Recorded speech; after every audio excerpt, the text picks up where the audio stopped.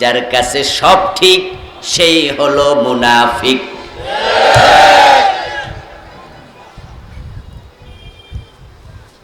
তুমি যদি এই চরিত্রের মুসলমান হও, তোমার ঈমান নাই। ফালা ওয়া রাব্বিক, আল্লাহর কসম, তোমার রবের কসম, লা ইউমিনুন, তারা মুমিন নয়, হাত্তা ইউহাক্কিমুকা ফীমা শাজারা বাইনাহুম, যতক্ষণ না আপনি নবী যা বলবেন সব মানতে রাজি না হবে। একটা মানতে যদি নারাজ, বাকিটি মেনেও কোনো লাভ নেই। আল্লাহ তাআলা বলছেন, ওয়ালাকাদ বাআসনা ফি কুল্লি উম্মাতিন রাসূলা, অবশ্যই আমি সব উম্মতের কাছে রাসূল পাঠিয়েছি। ওয়া ইম মিন উম্মাতিন ইল্লা খালা ফিহা নাযীর, পৃথিবীতে এমন কোন জাতি অতিবাহিত হয় নাই যাদেরকে জাহান্নামের ভয় দেখানোর জন্য ভয় প্রদর্শনকারী যায় নাই। লিকুল্লি কওমিন হাদ, প্রতিটা জাতির জন্যই হেদায়াতকারী আছে। সুবহানাল্লাহ। এই কথাগুলো কার? একটা জাতি বাদ নেই যারা নবী এবং রাসূল পায় নাই। আল্লাহ পৃথিবীতে প্রথম মানুষটিকে করেছেন নবী। দুনিয়ার একজন মানুষও যেন আল্লাহর কাছে বলতে না পারে আমরা হেদায়াতের পথ পাই নাই, আমাদের কি দোষ, আমরা তো নবী রাসূল দেখি নাই, কে হেদায়াতের পথ দেখাবে, আমরা তো এমন নবী রাসূল পাই নাই, আমাদের কি দোষ। এই কথা বলার কোনো জায়গা আল্লাহ রাখেন নাই। আমাদের প্রতি এটা আল্লাহর বড় করুণা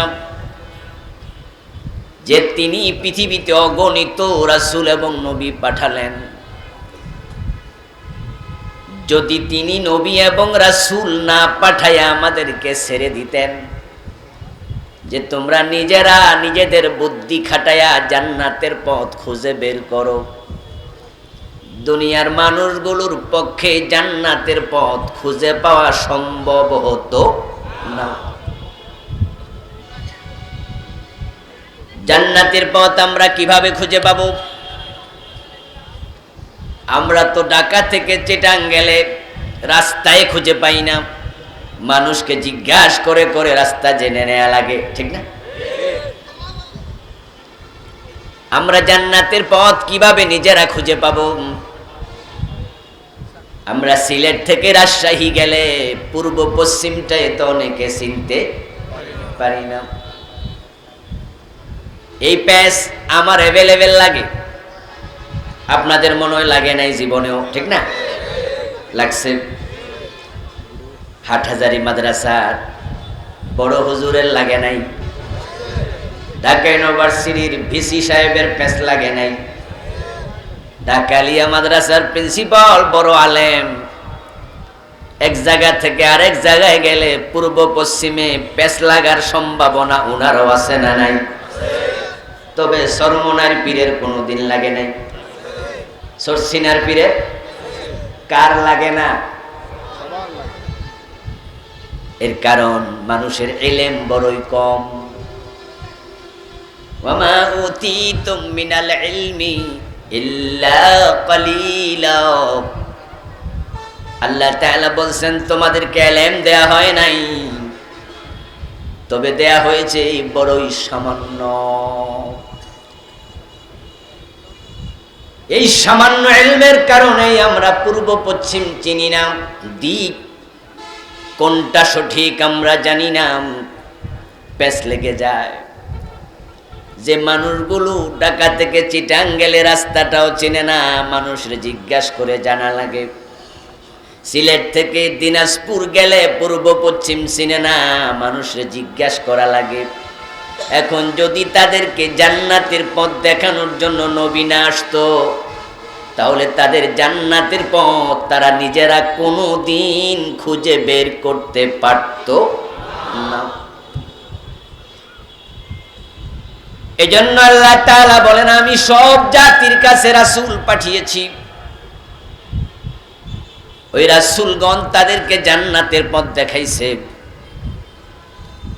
নবী এবং রাসূল যারা জান্নাতের পথ দেখাইছে তারাও মানুষ, তাই তাদের ওই জাতীয় পেঁচগাট লাগতে পারে। তাই নবী রাসূলদেরকে জান্নাতের পথ দেখাইছে আল্লাহ নিজে।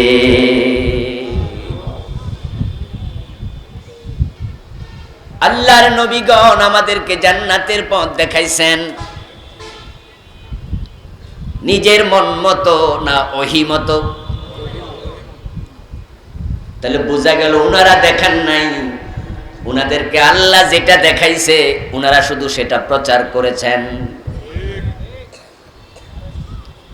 ওহী আসার আগে কোনটা জান্নাতের পথ এটা নবীগণ নিজেরাও জানতেন না।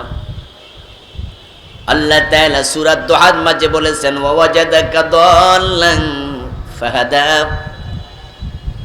আপনাকে তিনি পেয়েছেন পথ সম্পর্কে অনবহিত অবস্থায়, ফাহাদা অতঃপর তিনি আপনাকে পথ দেখাইয়া দিবেন।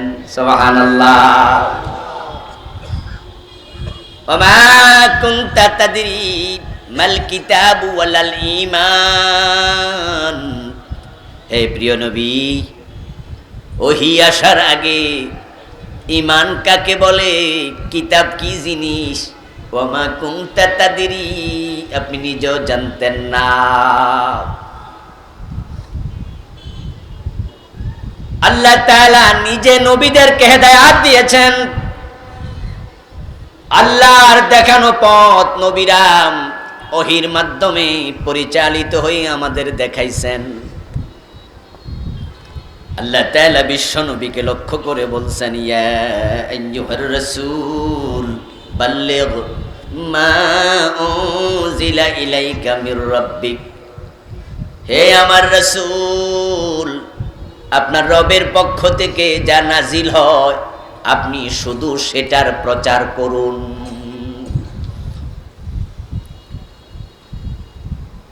রিসালাত পাওয়ার পর থেকে ইন্তেকাল পর্যন্ত রাসূল সাল্লাল্লাহু আলাইহি ওয়াসাল্লাম নিজ থেকে দ্বীনের ব্যাপারে একটা কথাও বলেন নাই, ওহীর বাহিরে একটা শব্দ বলেন নাই।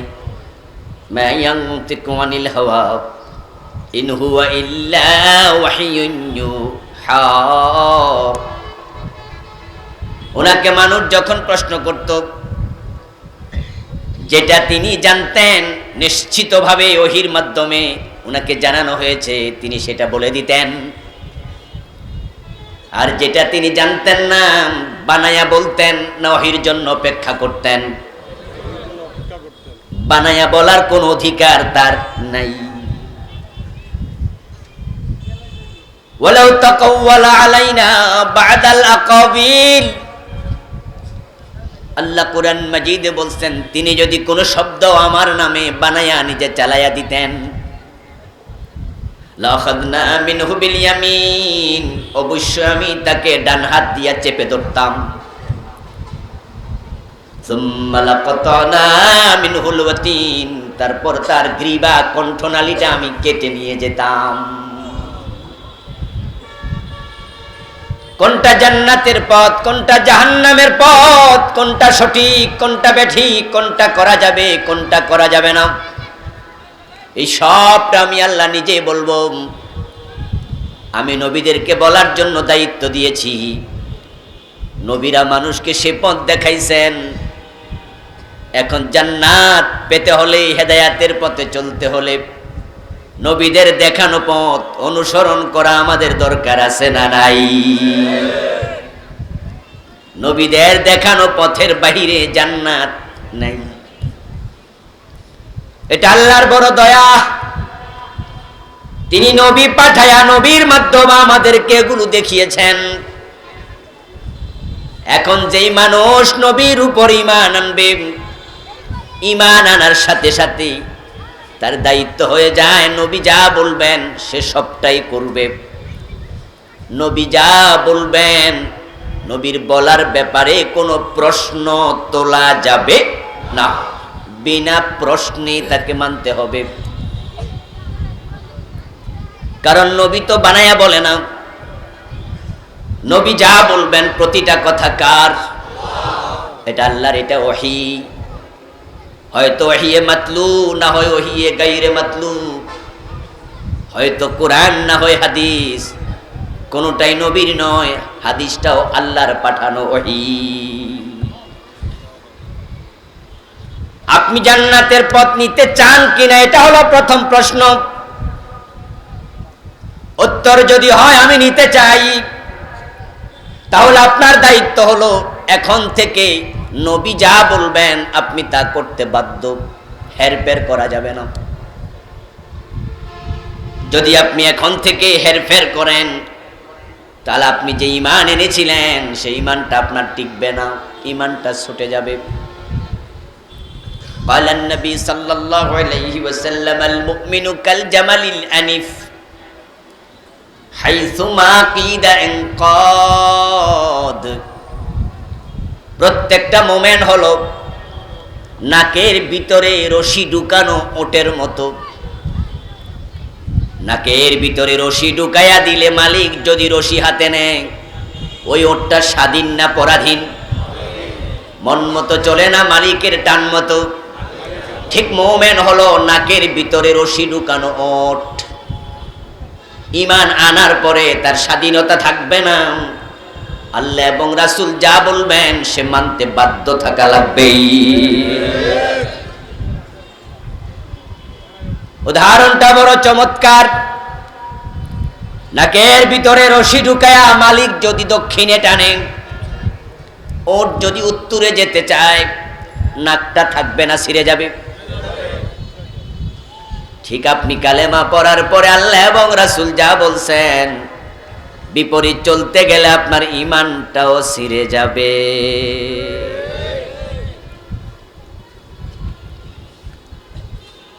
আল্লাহ তাআলা কোরআন মাজিদে বলছেন, ফালা রাব্বিকা লা ইউমিনুনা হাত্তা ইউহাক্কিমুকা ফীমা শাজারা বাইনাহুম সুম্মা লা ইয়াজিদু ফী আনফুসিহিম হারাজাম মিম্মা কাদাইত ওয়া ইউসাল্লিমু তাসলিমা। হে নবী, আপনার রবের কসম, এই লোকগুলো ততক্ষণ পর্যন্ত মুমিন হতে পারবে না যতক্ষণ আপনি নবী তাদের ব্যাপারে যত ফয়সালা দেন, যত কথা বলেন, যত নির্দেশ দেন, সর্বান্তকরণে সন্তুষ্ট চিত্তে সবটা মানতে রাজি না হবে, ততক্ষণ পর্যন্ত আপনার রবের কসম তারা মুমিন নয়। কালেমা পড়লে মুমিন হওয়া যায় না।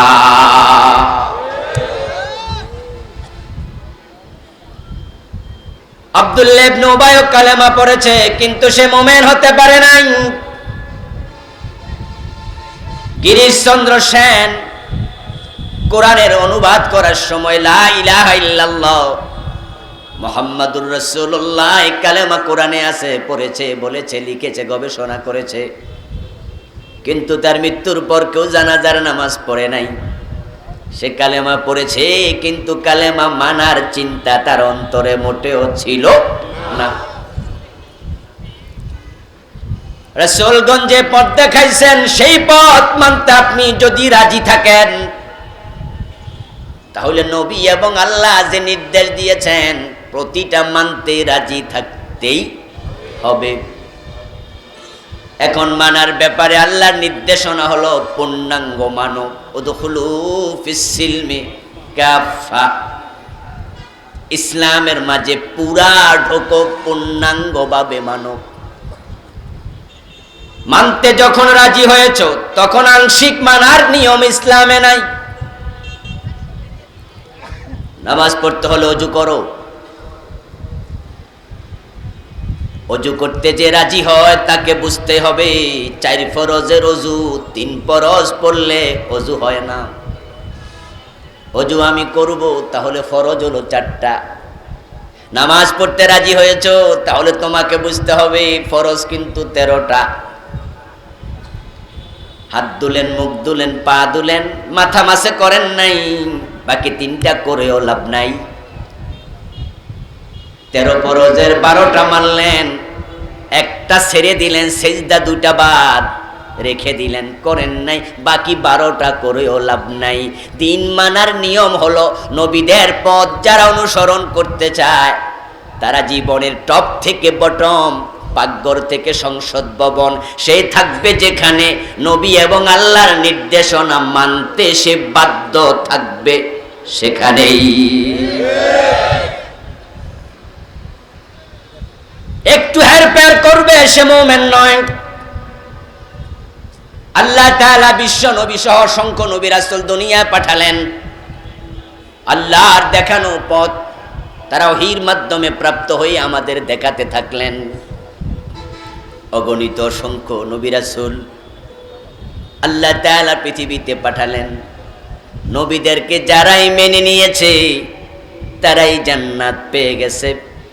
নূহ নবী 950 বছর দাওয়াত দিলেন, 40 অথবা 80 জন দাওয়াত কবুল করেছে। আল্লাহ শুধুমাত্র তাদেরকে প্লাবনে বাঁচাইছে, বাকি সবাইরে পানিতে ডুবাইয়া ছাড়ছে। মূসা আলাইহিস সালাম দাওয়াত দিলেন, সমুদ্রে রাস্তা হয়েছে, তারাই বেঁচে গেছে যারা মূসার দাওয়াত কবুল করেছে। যারা কবুল করে নাই লোহিত সাগরে ডুবে মরছে। এগুলোই প্রমাণ করে নবীকে যারা মানবে তারা দুনিয়াতেও রেহাই পায়, আখেরাতেও জান্নাত পায়। যারা নবীকে মানবে না দুনিয়াতেও রেহাই পাবে না, আখেরাতেও জান্নাত পাবে না।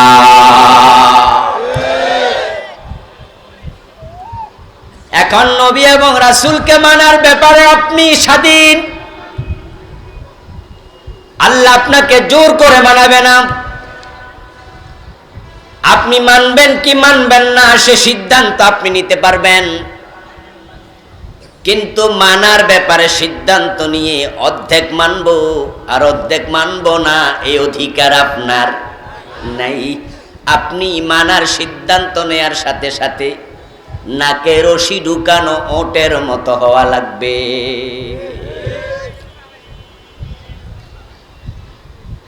ওদখুলু ফিস-সিলমি কাফা, ইসলামে পুরা ঢুকে যাও। কিন্তু এই জায়গায় এসে আমরা একটু ঝামেলা করে ফেলেছি। বর্তমান মুসলমানের দিকে তাকালে আপনি দেখবেন তাদের জীবনের কিছু অংশে ইসলাম আছে, কিছু অংশে ইসলাম নাই। তারা যখন মসজিদে ঢোকে তখন তারা আল্লাহ তাআলার গোলাম হয়ে যায়, এমন গোলাম আপসহীন।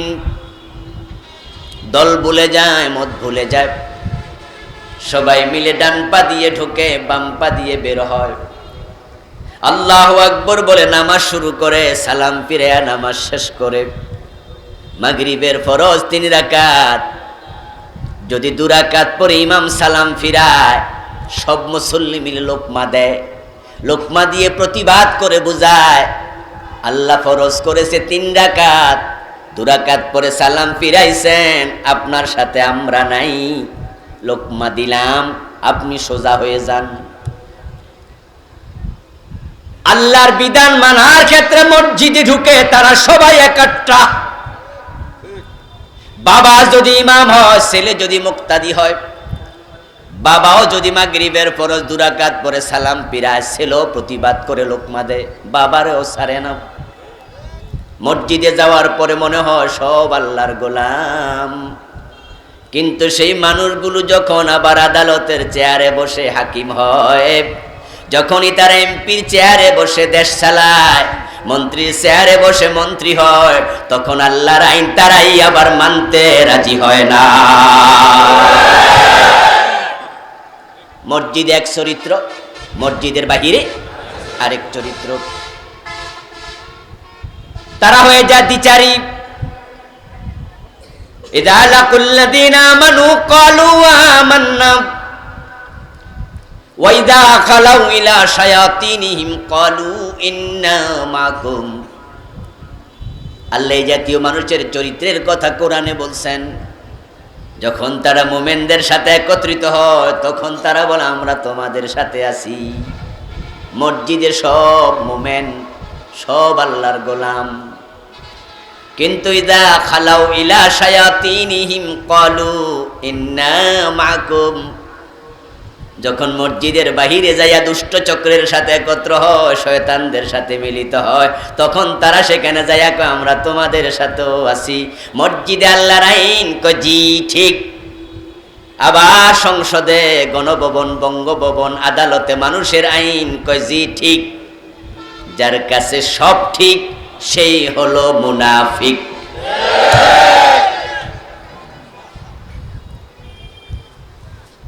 তুমি যদি এই চরিত্রের মুসলমান হও, তোমার ঈমান নাই। ফালা ওয়া রাব্বিক, আল্লাহর কসম, তোমার রবের কসম, লা ইউমিনুন, তারা মুমিন নয়, হাত্তা ইউহাক্কিমুকা ফীমা শাজারা বাইনাহুম, যতক্ষণ না আপনি নবী যা বলবেন সব মানতে রাজি না হবে। একটা মানতে যদি নারাজ, বাকিটি মেনেও কোনো লাভ নেই। সম্মানিত ভাইয়েরা, আলহামদুলিল্লাহ ইতোমধ্যে প্যান্ডেল ভরে গেছে, সামনে কিছু ফাঁকা জায়গা আছে, কিন্তু পিছনে আর জায়গা নাই। আপনারা যদি একটু আগাতেন পিছনের ভাইয়েরা আসতে পারতো, আর কি লাভ হতো, অন্যদের উপকার হতো, আপনাদের ক্ষতি হতো না। পরোপকার দরকার আছে না একটু, এটা সওয়াবের কাজ, সুন্নাহ। এটাই হচ্ছে উত্তম ব্যক্তিদের চরিত্র, যে তারা অন্যের উপকার করবে। আমি অনুরোধ করবো আমরা সবাই একটু নাড়াচড়া দেব, সবাই প্লিজ একটু হালকা করে। আর যুবক ভাইয়েরা, কারো সামনে ফাঁকা রাখা যাবে না, যতটুকু সম্ভব আরো আগান, আরো জিকিরের সাথে সাথে লা ইলাহা ইল্লাল্লাহ,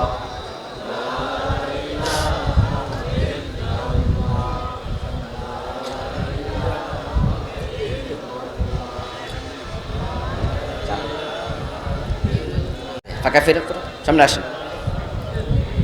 সুবহানাল্লাহ ওয়ালহামদুলিল্লাহ। মাইকওয়ালা কে? মাইকওয়ালা কোথায়? শব্দ মিষ্টি করে দাও, শব্দ কর্কশ কর্কশ লাগবে। ডাকো তাকে।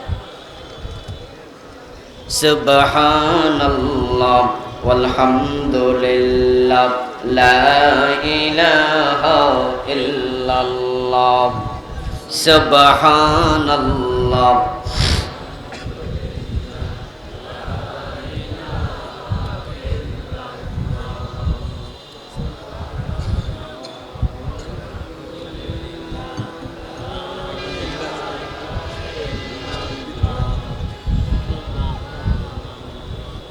প্যান্ডেলের ভিতরে যারা মোটরসাইকেল রেখেছেন তারা মোটরসাইকেলগুলো একটু বাইরে রেখে আসেন, লোকজন তো বসবে, দাঁড়াবে, মোটরসাইকেলগুলো একটু সরানোর জন্য কর্তৃপক্ষ অনুরোধ করেছেন। লা ইলাহা ইল্লাল্লাহু মুহাম্মাদুর রাসূলুল্লাহ। আমার বন্ধু, ওয়ালাকাদ বাআসনা ফি কুল্লি উম্মাতির রাসূলা, আল্লাহর বক্তব্য, আমি সব জাতির কাছে রাসূল পাঠাইছি। আল্লাহর রাসূলগণ তারা আল্লাহর ওহী মোতাবেক আমাদের জান্নাতের পথ দেখাইছে। এখন আমরা যদি জান্নাতের পথ পেতে চাই, আমাদেরকে ওহীর কাছে যেতে হবে, ওহীর বাইরে জান্নাতের পথ নেই। বিশ্বনবী মুহাম্মদুর রাসূলুল্লাহ সাল্লাল্লাহু আলাইহি ওয়াসাল্লাম বিদায় হজের দিন 1,14,000 সাহাবীর সম্মুখে ভাষণ দিলেন। ভাষণের এক পর্যায়ে তিনি বললেন, এই জমিনে, এই মাসে, এই মাঠে তোমাদের সাথে আমার হয়তো আর সাক্ষাৎ নাও হতে পারে। আল-ইয়াওমা আকমালতু লাকুম দীনাকুম ওয়া আতমামতু আলাইকুম নি'মাতি ওয়া রাদিতু লাকুমুল ইসলাম দীনা। এই আয়াত নাজিল হওয়ার পরে ওই আরাফার মাঠে রাসূল বুঝেছেন ইসলাম পরিপূর্ণ হয়ে গেছে, এ জমিনে তার বেশি দিন থাকার প্রয়োজন আর নাই। ওনার বিয়োগান্তের খবর শুনে সাহাবায়ে কেরামের কেউ কেউ কানতে কানতে বেকারার হয়ে গেলেন। অশ্রুসিক্ত হলো চোখ, বদন হলো মলিন, দাড়ি বেয়ে বেয়ে পানি ঝরে ঝরে মাটি ভিজতে শুরু করেছে। তাদের বেকারার হালত দেখে বিশ্বনবী প্রবোধ দিলেন, সান্ত্বনা দিয়ে বললেন, টেনশন করো না, আমি চলে যাব, তবে তোমাদের কাছে দুটি জিনিস রেখে যাব। তারাকতু ফীকুম আমরাইন লান তাদিল্লু মা তামাসসাকতুম বিহিমা। ও দুটি জিনিস যতদিন আঁকড়ায়া ধরে রাখবা ততদিন তোমরাও পথ হারা হবা না। যেই পথে আমি আছি তোমরাও সে পথে থাকবা। ওই পথ জান্নাতে গিয়ে মিলেছে, তোমাদের সাথে আবার জান্নাতে দেখা হবে, পথ হারা হবে না। টেনশন কেন করছো?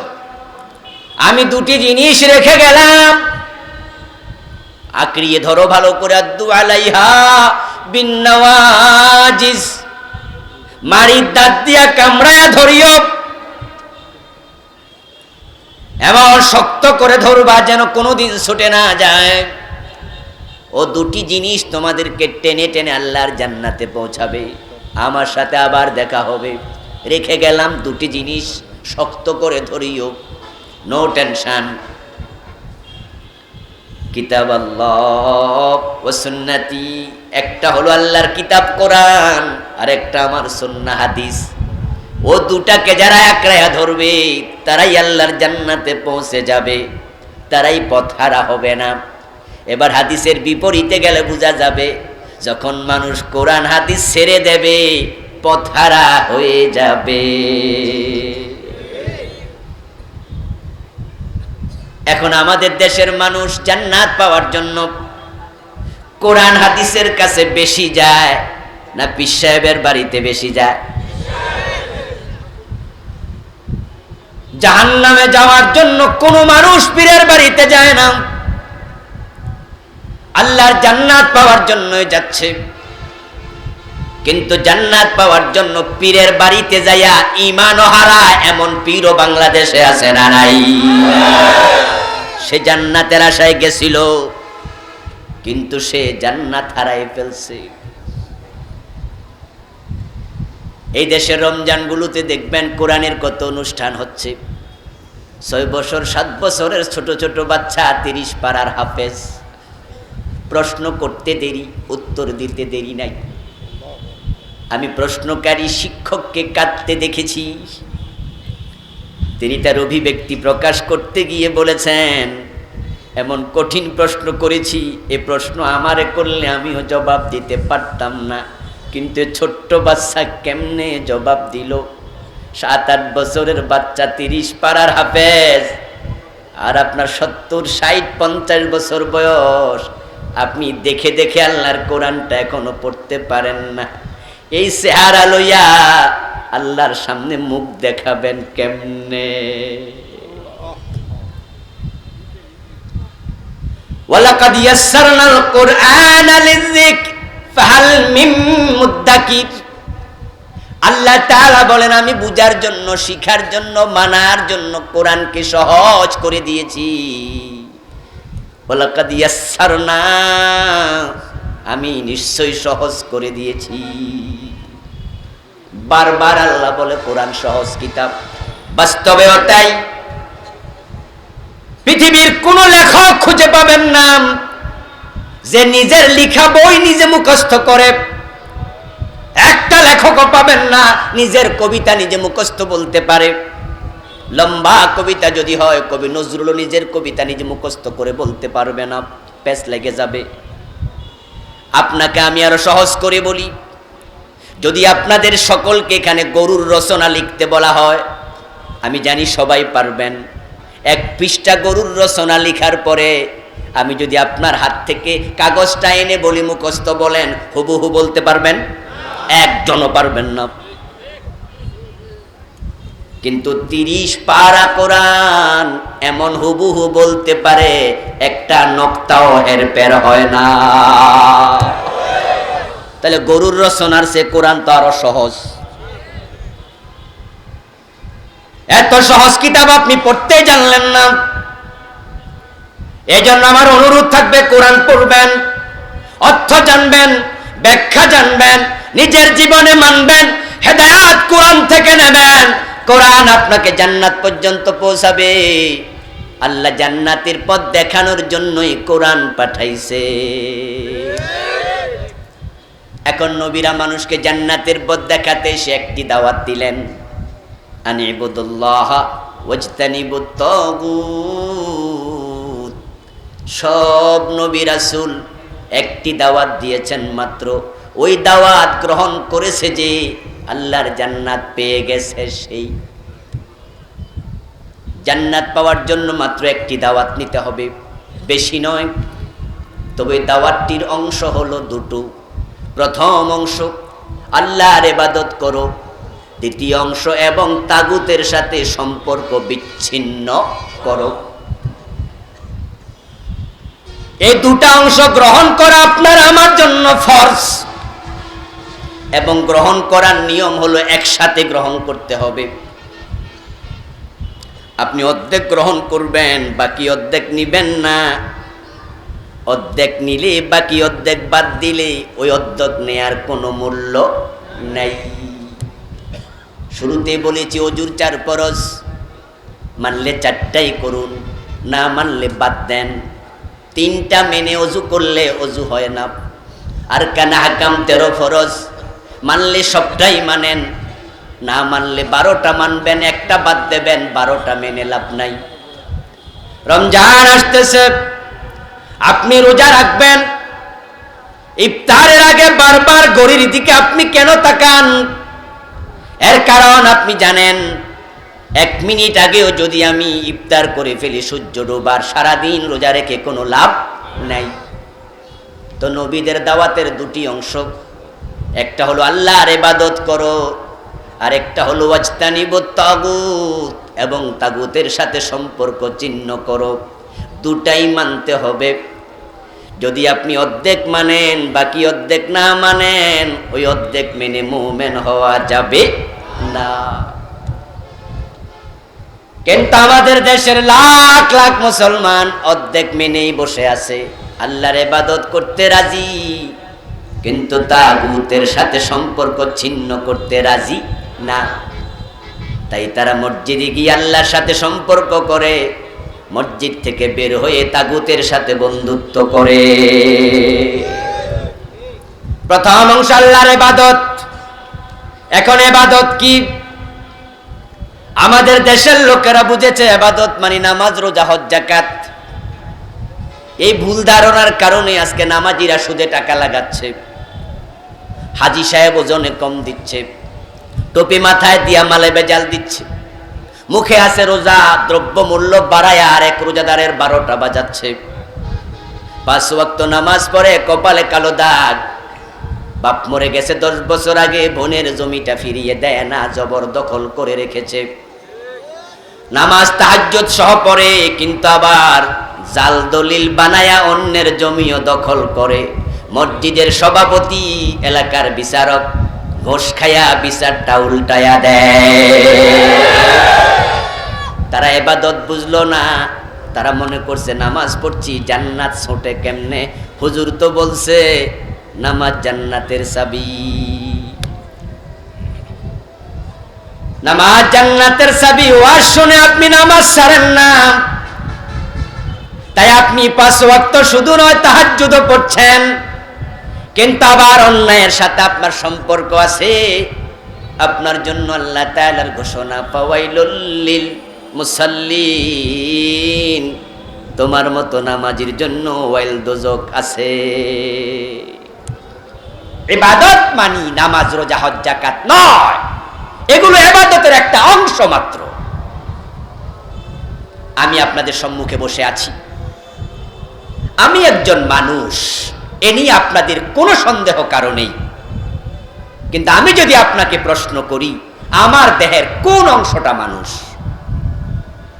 হাত মানুষ, পা মানুষ, মাথাটা মানুষ, আমার ফুসফুসটা মানুষ, আমার কলিজাটা মানুষ, আমার পেটটা মানুষ না, আমি মানুষ, কোনো সন্দেহ নাই, কিন্তু দেহের কোনো একটা অংশ মানুষ না, সবটা মিলেই মানুষ। নামাজ ইবাদত নয়, হজ ইবাদত নয়, যাকাত ইবাদত নয়। ইবাদত কোনটা? হিয়া কাযাউল হায়াত বিহাসবি আওয়ামিরিল্লাহি তাআলা ওয়া নাওয়াহি। আল্লাহ এবং রাসূল যা বলেছেন সবটা মেনে চলার নামে ইবাদত।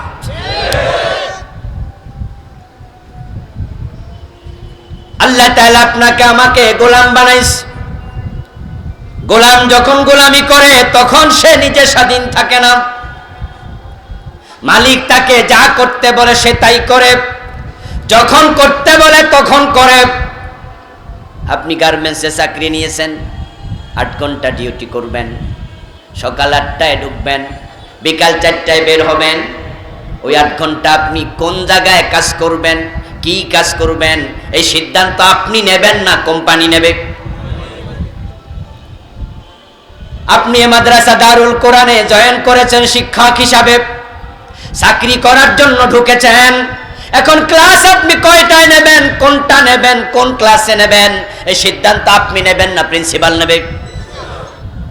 আপনি যখন আল্লাহর ইবাদত করতে রাজি হন তখন জীবন কেমনে চালাবেন এই সিদ্ধান্ত নেওয়ার অধিকার আর আপনার নাই। আপনার আল্লাহ, আপনার রাসূল যা বলে সবটা মেনে নেয়ার নাম ইবাদত। যদি মানতে রাজি না হন, কিছু মানবেন কিছু মানবেন না, সুবিধাবাদ জিন্দাবাদে মুমিন হওয়া যায় না।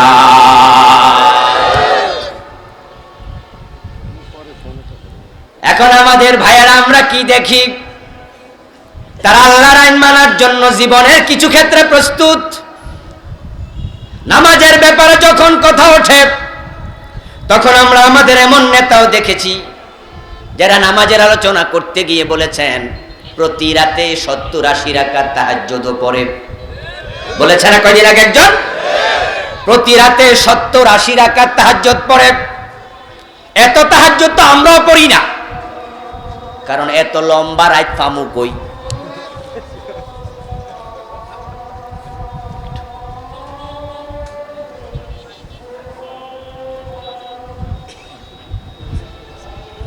নিয়ত শিখছে এখন, দোয়া শিখবে কখন? এমন সন্তান জন্ম দেয়ার সে না দেয়াই। ওয়াজতানিবুত তাগুত, দ্বিতীয় অংশ হলো তাগুতের সাথে সম্পর্ক রাখা যাবে না। তাগুত হলো সেই শক্তির নাম যেই শক্তি নিজে আল্লাহর আইন মানে না, সমাজের মানুষকে মানতেও দেয় না। আমাদের ঘরে চোর ঢুকলে আমরা কি ধরে হাত কাটতে পারবো? কাইটা দেখেন, কালকে মামলার আসামি হবেন। এলাকায় কেউ জানা করলে তাকে 100 বেত লাগান, পরের দিন মামলা খাবেন। মদ পান করেছে 80 বেত লাগাও, পরের দিন মামলা খাবেন। আল্লাহর কোরআনের আইন আপনাকে তারা মানতে দেবে না, তারা নিজেরা আল্লাহর কোরআন বিরোধী আইন বানাইছে। আল্লাহ কয় চোর ধরে হাত কাটো, তারা আইন বানাইছে চোর ধরে জেলে দাও। কারণ আছে বন্ধু, কারণ হলো তারা ভেবে দেখেছে যদি আল্লাহর আইনে হাত কাটা শুরু হয় অনেক নেতার হাত থাকবে না। তারা মদ বিরোধী। পুলিশকে কয় মদখোর ধরো, ডিজিএফআই এর লোক কাজ করে, গোয়েন্দা বিভাগ, DSB, NSI, coastguard, BGB, police, army, সেনাবাহিনী সবাই জিরো টলারেন্স, মদের বিরুদ্ধে সবাই একমত। কিন্তু 80 বেতার আইন চালায় না কেন? কারণ তারা বড় চালাক। গরিবের ছেলে মদ খেলে জেলে দেয়, বড় লোকের ছেলে 5 স্টার হোটেলে গেলে স্যালুট দেয়। তাই তারা দুরকম আইন বানায়া রাখছে। যদি আইন একটাই হয়, মদ খেলে 80 বেত লাগাও, অনেক নেতার পিঠের চামড়া থাকবে না।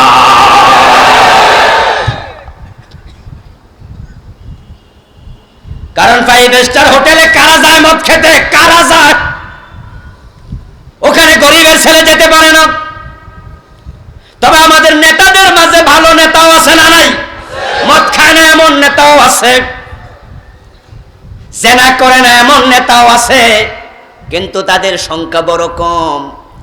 আবার যেই কয়জন আছে দলীয় পদবির কারণে তারাও বন্ধু চুপ করে থাকে, হকের পক্ষে কথা বলে না। তাগুত হলো আল্লাহর বিরোধী আইন, যারা বানায় তারাই। 50 বছর বাংলাদেশের বয়স, কোনো হিন্দু প্রেসিডেন্ট হয়নি, কোনো খ্রিস্টান প্রধানমন্ত্রী হয়নি, কোনো ইহুদি আইনমন্ত্রী হয় নাই। এই 50 বছরে আইন বানানোর সুযোগ আমাদের হাতেই আছে। আমাদের বর্তমান সরকার যদি চায় আগামী সংসদ অধিবেশনে চোর ধরে হাত কাটার আইন চালু করতে, এই সুযোগটা আছে না নাই? তো কেন করে না? তোমরা কি দেখোনি ব্রিটিশ আইন চুরি বন্ধ করতে পারে নাই? ব্রিটিশ আইনে চোর ধরে জেলে দেয়, ওই চোরগুলো ডাকাত হয়ে বের হয়। সৎসঙ্গে স্বর্গবাস, অসৎসঙ্গে সর্বনাশ। বড় বড় নেতা চুরি করেছে, ধরা পড়ছে, জেলে গেছে, জেলখানায় শ্বশুর বাড়ির আদর পাইছে, 6 মাস পরে বের হয়ে গেছে, বেকসুর খালাস। বাইর হইয়া পত্রিকায় লিখে আমি চোর না, বেকসুর খালাস পাইছি, আবার নেতা হইয়া যায়। ওই 6 মাসের জেল না দিয়া, 1 বছর 2 বছর জেল না দিয়া যদি হাত কাটা শুরু হয়ে যেত, ওই হাত কাটা নেতা জীবনে আর লজ্জায় ভোটে দাঁড়াতো না। একটা হাত কাটা চোর দেখে 1000 নেতা সোজা হইয়া যেত। এখন আপনি কিছু মানবেন, কিছু মানবেন না, এটা ইবাদত নয়, আল্লাহর আইনের বিদ্রোহী হবেন। আপনি তাগুতের সাথে সম্পর্ক রেখে আবার মোমেন দাবি করবেন, কোনো সুযোগ নাই। তাই আসুন বন্ধু, নবীদের দাওয়া আমরা জীবনে মনে প্রাণে সর্বান্তঃকরণে গ্রহণ করব, কোরআন হাদিস আঁকড়িয়ে ধরব। নিশ্চয় কোরআন হাদিস আমাদেরকে জান্নাতে পৌঁছিয়ে দেবে, সন্দেহ নাই। আল্লাহর কাছে তৌফিক কামনা করছি, সবাই বলেন আমিন। সম্মানিত ভাইয়েরা, আজকের এই মাহফিল আলহামদুলিল্লাহ দারুল কোরআন মডেল মাদ্রাসার উদ্যোগে অনুষ্ঠিত হলো। এই মাহফিলে এসে আপনারা খুশি না বেজার? খুশি হয়েছেন? আর উদ্যোগ যারা নিয়েছে তাদের যদি একটু সহযোগিতা করতে বলা হয়, রাজি আছেন তো? 10-এর লাঠি 1-এর ভোজা।